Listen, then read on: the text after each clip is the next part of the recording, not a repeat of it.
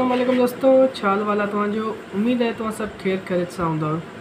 दोस्तों अॼु जी हिन इंट्रस्टिंग वीडियो में जे असां टॉपिक ते जे मज़मून ते असां तव्हां सां ॻाल्हाईंदासीं त उन मज़मून जो नालो आहे शहीद होश मोहम्मद शीदी, जेको तारीख़ जो बहादुर, जेको सिंध लाइ पंहिंजी जान ॾेई, मतिलबु कि सिंध जो दिलेर बहादुर इंसान भी थी चुको आहे।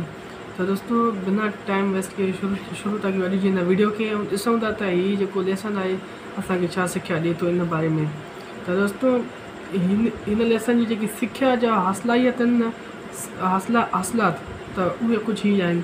वतन लाइ सिड़ ॾींदड़ सूर्यनि जी ॼाण हासिलु करणु, इहो फस्ट ते अचे थो। सेकंड ते अचे थो लफ़्ज़नि जी माना मुताबिक़ जुमिलनि खे कमु। छो जो दोस्तों हीउ हिकु लेसन आहे जेको असां हिन बुक में पढ़ूं था। त जेकॾहिं जेके स्टूडेंट्स हूंदा उहे त जुमिला वग़ैरह ठाहिनि, असां इन जुमिलनि खे ई हिन वीडियोज़ में पढ़ंदासीं त हीउ छा सिस्टम आहे हिन में सॼो। थर्ड ते अचे थो जवाबु, इहो जवाबनि जो मुनासिब चूंड करणु ऐं हम माना लफ़्ज़ लिखणु। त दोस्तों इहे सभु त असांजे कंहिं बि कम जा न आहिनि। हेठि शुरू था कयूं असां पंहिंजे हिन लेसन खे। सिंध धरती केतिरनि दिलेर ऐं बहादुर इंसाननि खे जनमु ॾिनो आहे, जेके हिन सरज़मीन जी आज़ादी ऐं सलामती लाइ सर क़ुर्बान करे तारीख़ में हमेशह लाइ ज़िंदा थी विया। अहिड़नि मुहिब वतन ऐं दिलेर इंसाननि में शहीद होश मोहम्मद शीदीअ जो नालो मथां आहे, जंहिं अंग्रेज़नि जे ख़िलाफ़ दुबी वारे जंग में बहादुरी सां विढ़ंदे सिर ॾिनो, मतिलबु कि हू शहीद थी वियो। शहीद होश मोहम्मद शीदी सिंध जे चालपुर हुकुमरान मीर फ़तेह अली ख़ान जो मुलाज़िम हो। हू मीर फ़तेह अली ख़ान जे पुट मीर सूबेदार ख़ान जो साथी ऐं संदसि हमसर हो।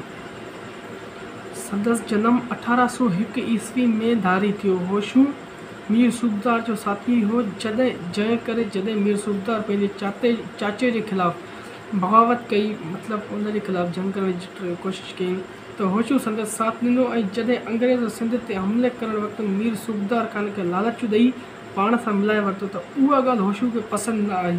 होशू खे सम्झायो त अंग्रेज़ सिंध जा दुश्मन आहिनि ऐं उन्हनि जी साज़िश में न अचणु घुरिजे, पर मीर सूबेदार न मोड़ियो। होशू खे चयो त सिंध खे ख़तरो आहे।